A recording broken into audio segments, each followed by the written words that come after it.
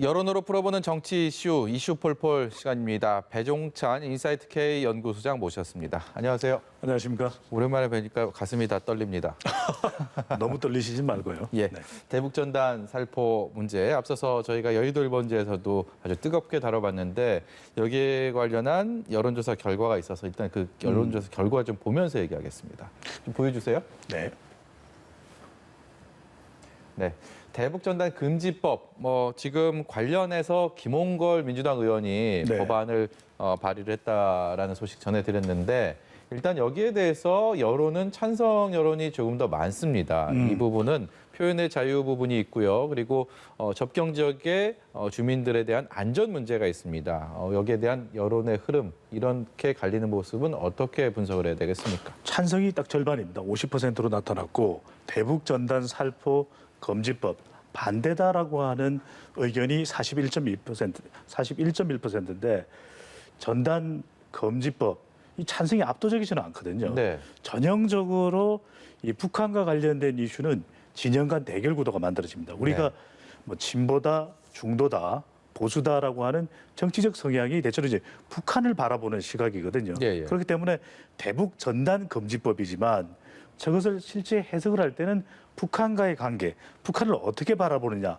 그러다 보니 이렇게 찬성이 높긴 높지만 예. 압도적으로 높게는 안 나오죠. 이게 본질보다는 북한에 대해서 어떻게 생각하느냐가 더 많이 담겨 있다 이런 얘기거든요. 본질이고 핵심이 되는 거죠. 예. 그래서 대북 전단 금지법이지만 이것을 단순히 이 대북 전단으로만 이해하는 것이 아니라 북한에 대해서 긍정적이냐 부정적이냐 이렇게 해석을 해도 이 결과는 가안이 아닌 걸로 볼 수가 있는 것이죠. 그러다 보니까 아주 민감하게 또 첨예하게 결과가 나타났다고 봐도 무방해 보입니다.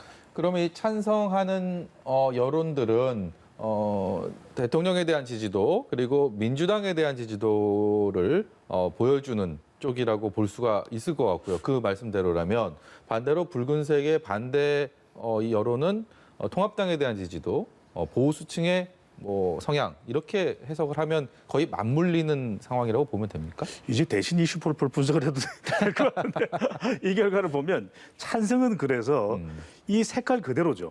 더불어민주당의 상당수는 전단 금지법에 찬성입니다. 네. 또 붉은색은 이 미래통합당 지지층의 또 상당수는 반대로 나타났거든요. 예. 그리고 연령대별로도 나눠지게 됩니다. 대체로 이제 20대와 70대는 찬반이 팽팽한 반면에 더불어민주당의 지지층이라고 할 수 있는 40대와 50대는 아예 금지하자. 이게 살포하다 보니까 이 접경 지역도 상당히 위험해지는 것이고 네. 또 북한과의 관계도 껄끄러워지는 것 아니냐 이런 인식을 하고 있는 것이고 반대로 이 60대 이 미래통합당 보수 지지층이라고 볼 수 있겠죠. 예. 이 계층에서는 또 반대 의견이 더 높게 나타나니까 말 그대로 우리가 정치 성향을 나눌 때 이제 우리가 3년 전, 6년 전 또는 10년 전처럼 이렇게 확연히 나눠지는 건 아닙니다. 예. 그럼에도 불구하고 이 성향, 이념 성향대로 나눠졌다로 볼 수 있겠습니다. 네. 이번에는 다른 여론조사 결과 좀 보겠습니다. 기본소득 관련된 여론조사가 있어서 그것도 준비를 했는데요. 기본소득제 관련해서 저희가 조금 전에 이재명 지사 인터뷰를 하지 않았습니까? 네. 거기서 이제 처음 그 화두를 제시를 했고 거기에 대한 재원을 어떻게 마련하느냐 아까 들어봤더니 증세 얘기를 하더라고요. 네. 일단은 기본소득이라는 개념 자체가 최소 생활비를 보편적으로 항상 일시적이 아니라 보편적으로 좀 보장해주겠다는 건데 모두에게 또 주는 모두에게 것이죠. 계층이나 연령 상관없이요. 이것에 대한 찬반 역시 찬성과 반대 이것은 이전에 또 대북전단 관련된 여론조사랑은 그 격차가 더 적습니다. 어느 한쪽으로 쏠리지 않는 것이죠. 그러니까 기본소득 요즘에 가장 유행어가 기본소득이 되고 있을 정도로 앞서 이제 이재명 경기지사도 유력한 대선 후보 아니시냐니까 아니다 이렇게 손살을 치는데도 불구하고 기본소득을 끄집어내는 것은 다가오는 대선에 가장 중요한 이슈가 된다는 전망이 있는 겁니다. 네. 그럴 수밖에 없는 것이 코로나19 국면 때문에 상당히 어려워지는 다음 대선 국면에서는 길목에서는 이 기본소득을 생각하지 않을 수가 없는 것이거든요. 그런데 마찬가지로 이것도 이 어느 한쪽으로만 기울어지지 않습니다. 이 전단 살포 금지법과 관련된 것처럼 마찬가지로 이렇게 한쪽으로 나눠지지 않는데 이것도 이념에 따라서 또 어떻게 이해를 하느냐에 따라서 의견이 또 뚜렷하게 정반대로 엇갈리고 있거든요. 그러니까 최소한의 생계 보장에 주목하고 있는 진보층 그리고 더불어민주당 지지층에서는 찬성 의견이 높습니다. 네. 그런데 또 이것에 부담이 되는 것은 바로 세금이거든요. 네. 기본소득, 뭐 직장을 가지고 있는지 가지고 있지 않은지 여부와 상관없이 그리고 부자든 가난하든 상관없이 모든 국민에게 20만 원이든 100만 원이든 똑같은 금액을 주는 것이거든요. 네. 그러다 보니까 이게 정세 없이 안 되는 겁니다. 세금을 올리게 되면은 우리 국민들 상당히 민감해지고 부정적으로 되거든요. 네. 그러다 보니까 국가 재정 부담도 중요한데 세금이 늘어난다. 저기에 이제 몸서리를 치는 겁니다. 아이고 안 돼 그거는. 그냥 주면 좋은데 세금으로 많이 떼면 그게 그거 아니냐 이런 생각할 그렇죠. 수 있지 않습니까? 42.8%인데 그럼에도 불구하고 그럼 문제가 될 수 있는데 이 이슈가 왜 이렇게 중요해? 코로나19 이전에는 국민들도 조금 뜨문뜨문 주목을 했던 것이죠. 그런데 예. 경제가 어려워지다 보니까 이제는 이 코로나19가 종식된다고 하더라도 또 유행될 수 있는 재차 가능성이 열려 있는 데다가 또 경제적으로 상당히 어려울 수밖에 없거든요. 경제 팬데믹. 그러다 보면 적어도 차기 정치권에서의 대선에서는 또 국회에서는 기본소득이 중요해질 수밖에 없다. 이렇게 해서 이제 주목을 하기 때문에 뭐 이낙연 의원, 예. 또 이재명 경기지사, 박원순 시장, 다 얘기하고 있습니다. 심지어는 미래통합당 김종인 비대위원장까지 예. 기본소득을 이야기하게 되는 것이죠. 근데 이게 앞서서 이 기본소득제 관련해서 이념적인 성향으로도 좀 접근할 수 있다라는 네. 분석을 해주셨는데 이재명 지사가 군부를 뗐다면 거기다 네. 기름을 부은 거는 김종인 위원장 아니겠습니까? 그렇죠. 그럼 이건 또 어떻게 봐야 되겠습니까? 왜냐하면은 이 김종인 비대위원장은 어떻게든 낮은 지지율을 끌어올려야 되거든요. 그렇다면은 호감도를 좀 높일 필요가 있습니다. 그냥 또 정치 다툼만 하고 있다면 샤이 보수든 지금 미래통합당에서 이탈한 과거의 지지층들이 돌아올 리가 만무하거든요. 예. 그렇다면 그래도 60대나 20대가 좀 주목해 볼 수 있는 이슈는 뭔가? 그렇다면 이제 기본소득은 경제민주화를 지금 이야기할 수는 없기 때문에 새롭게 끄집어낸 것이 기본소득인데 당내는 반발이 상당히 있습니다. 앞서도 말씀드렸지만 이 기본소득제와 관련해서 미래통합당 지지층들은 반대가 많은 편이거든요. 네. 이 세금 부담 과연 감당해내겠는가? 그럼에도 불구하고 일단 화두를 던졌기 때문에 김종인 비대위원장이 주목을 하게 됩니다. 그러면 비호감이 약간 그래도 솔깃해서 관심을 가지게 되고 그러면 조금이라도 호감이 늘어나게 되면 떠났던 샤이 보수 또 수도권의 비호감층들이 조금은 관심을 기울이게 되거든요. 이 효과를 노릴 수가 있는 것이죠. 김종인 위원장의 고도의 전략 중에 하나라고도 볼 수 있겠네요. 그 말씀대로는. 그렇죠. 이게 뭐 의도했든 의도하지 않았을 수도 있겠지만 그래도 이 계획이 김종인 비대위원장의 카드에는 있겠죠. 예, 결과적으로는 그렇다라는 말씀이시고요. 저희가 대북전단과 기본소득제를 지금 뭐 정당의 지지율과 좀 유사하게 나타난다라고 말씀을 나눴는데 그렇다면 정말 진짜 정당의 지지율은 어떻게 변화가 되어 있는지 좀 보겠습니다. 네. 민주당과 통합당만 먼저 보겠습니다. 두 정당의 지지율이 내려가고 올라가는 보시는 것처럼 내려가는 폭은 0.3%포인트니까 조금 적다 하지만 올라가는 폭은 그에 비해서 4배 가까이 올라갔습니다. 네. 예. 이게 이제 시간이 좀 지난 겁니다. 무엇으로부터? 총선으로부터. 네. 총선 직후에는 더불어민주당의 지지율이 50%대까지 올라갔었죠. 그러니까 말 그대로 총선 대박. 네. 이런 현상이 분명히 나타났었는데 한 달 정도 이상 지나니까 이제는 뭐 당 내에서도 여러 가지 양정숙 의원과 관련된 논란도 있었고 네. 윤미향 의원과 관련된 논란도 있었고 금태섭 전 의원과 관련된 논란도 있었습니다. 네. 그런데 반면에 미래통합당은 별다른 큰 논란은 또 없었거든요. 네. 그만큼 유권자들이 국민들이 이 거대 여당이기 때문에 더 관심을 많이 가질 수밖에 없는 것이고 기대할 수밖에 없는 것이거든요. 그러다 보면 그런 논란들이 아주 큰 악재가 또 치명적인 악재가 된 건 아니지만 부담이 되기 때문에 시간이 지나면서 워낙 또 기대감이 크기 때문에 최근에 뭐 상임위 배분과 관련해서도 좀 더 시원한 해결책은 없을까? 양쪽 정당에 모두 책임을 묻겠지만 또 더불어민주당도 동시에 묻기 때문에 예. 이 결과로서 지지율이 낮아졌는데 우리가 20%에 하나 공식 만들어 놨지 않습니까?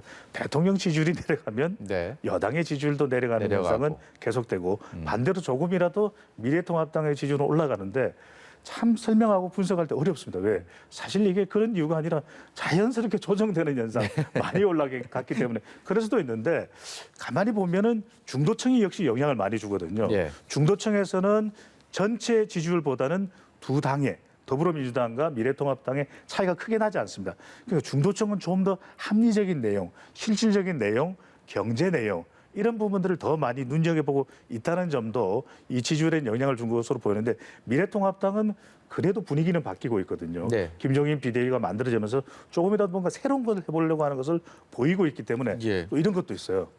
정호윤 앵커도 강자와 약자 중에서 누굴 조금 더 그래도 좀 동정하게 되고 응원하게 됩니까? 약자죠. 네. 네. 아니 그래도 우리가 정치적으로는 뭐 강자 약자로 꼭 구분할 수는 없지만 그래도 지금 현재 보면 조금 약자 동정론 우리가 이른바 언더독 이펙트가 있습니다. 예. 그것도 조금은 반영된 것으로 이해가 됩니다. 네. 질문에 그게 있는지 없네요.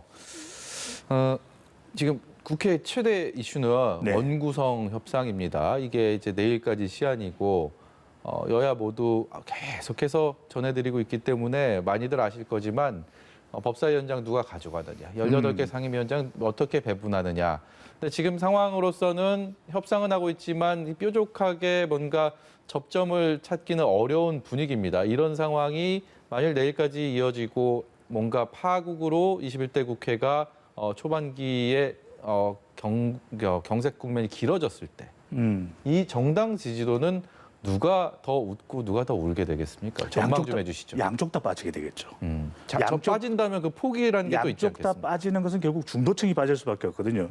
중도층 중에서도 양정당 중에서 한 정당을 선택한 계층이 있습니다. 근데 딱 보니까 아니 법사위원장이 얼마나 대단한 자리길래 국회 이 회의까지도 못하느냐, 계속 연기하느냐. 결국 문제는 그동안 해당 상임위원회에서 통과되었던 법안들을 이 발목 잡아왔던 법사위원회에 대한 부정적인 인식이 국민들한테 있습니다. 그러다 보니까 핵심으로 들어가야지 누가 위원장 자리를 다 가져가고 어떤 정당이 못 가져가고의 이것이 결과적으로는 본질이 아니라는 거예요. 네. 그렇다면 우리 국민들 특히 이제 좀 느슨하게 더불어민주당이나 미래통합당을 지지하던 층들은 실망해서 무당층 쪽으로 옮겨갈 수 있는 거죠. 물론 이제 우리가 좀 통 크게 여당이기 때문에 더 양보해도 되는 거 아니냐 생각할 수 있는데 네. 이 법사위원장 자리가 꼭 그렇지만 않습니다. 앞으로 국민 여론에도 상당히 많은 영향을 미칠 수 있는 것이 7월 달이 되면 뭡니까? 공수처가 있죠. 네. 9월이 되면 이제는 추석 연휴이기 때문에 명절이기 때문에 이때는 경제에 대한 우리 국민들의 평가가 됩니다. 그리고 지금도 이 대북 전단 때문에 상당히 민감한 관계가 돼 있는데 남북 관계도 지금 당장은 대통령 지지율에 그렇게 반영이 안 돼요. 그만큼 문재인 대통령이 남북 관계를 좀 전환시켰던 획기적으로 전환했던 결과가 지금 일단은 유지되고 예. 물론 이제 답보 상태인 것은 상당히 뭐 좀 실망스럽고 안타까운 부분은 있기는 하지만 그런데 연말까지 이런 태격 남북 간의 대결 구도가 계속되면 대통령 국정 수행에도 영향을 줄 수밖에 없습니다. 예. 그런 만큼 이 법사위원장이 첫 단추를 채우는 자리이기 때문에 어디도 양보할 수 없는데 지금 결과적으로는 더불어민주당으로서는 계속해서 미루기만 하면 이 결국에는 시간 끌기에 말린다라는 평가를 받을 수 있기 때문에 적어도 내일까지 뭔가 해결책이 안 보이면 이 상임위, 준법 상임위라고 해서 법사위원장, 국회법에 따라서 결정하자 네. 이렇게 나갈 가능성은 상당히 있어 보입니다. 왜냐하면 힘 있을 때 강행하거든요. 예. 배 소장님께서 만드신 공식 민주당, 여당의 지지율이 빠졌을 때 대통령의 국정수행 평가는 어떻게 됐는지 일단은 빠진 상황에서 대통령 국정수행 평가 관련 그래픽 좀 보겠습니다. 빠졌네요. 네, 네. 맞았나요, 공식? 네, 대단하십니다. 근데 임기 4년 차에 역대 대통령도 이렇게 60%의 근접한 지지율이 없었습니다. 물론 문재인 대통령의 지지율이 높은 것은 코로나19에 대한 평가, 태도 이것에 대해서 계속 긍정적인 평가가 이어졌었는데 예. 그럼에도 불구하고 워낙 높았던 지지율은 조정을 받을 수밖에 없고 예. 또 이 지지율이라는 것은 임기 4년 차, 5년 차 되면은 계속 나도 모르게 최선을 다해서 국정 수행을 해도 빠지게 마련이거든요. 관심이 차기 대권 주자로 가는 경우가 많은데 지금은 문 대통령의 지지율이 워낙 국정 수행 긍정 평가가 높다 보니까 차기 대권 후보에 대한 관심도 없습니다, 국민이. 네. 그럴 정도로 유지가 되고 있는데 그 결정적인 이유는 코로나19고요.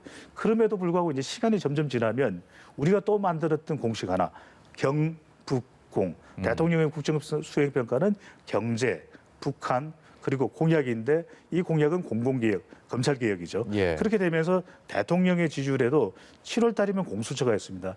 9월이면 경제에 대한 평가가 있습니다. 연말까지 남북관계가 어떤지도 평가받을 수밖에 없기 때문에 이런 하나하나의 중요한 국면 현안들마다 대통령의 지지율은 변하게 마련인데 가장 중요한 건 이거예요.